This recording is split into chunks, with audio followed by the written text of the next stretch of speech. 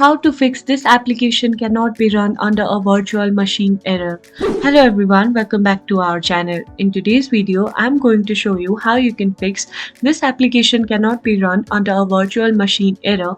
It's super simple, so let's get started. First, you need to head over to your run dialog by pressing Windows plus R. Then you need to go ahead and enter regedit over here. Once you do that, you need to click on OK and then you need to click on Yes. Now that you are in Registry Editor, you need to simply go ahead and expand HK Local Machine, and once you have done that, you need to expand System.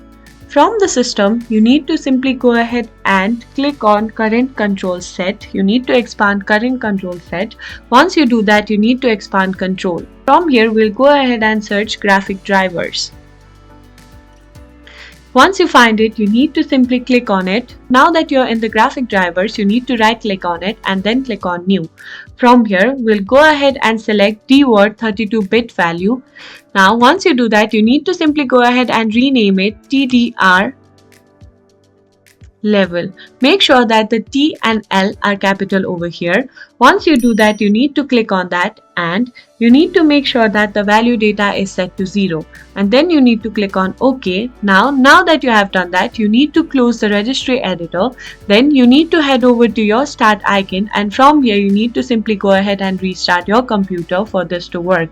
And that's it. I hope you find this video helpful. If you did, please give us a thumbs up, subscribe to our channel, and I'll see you in the next video.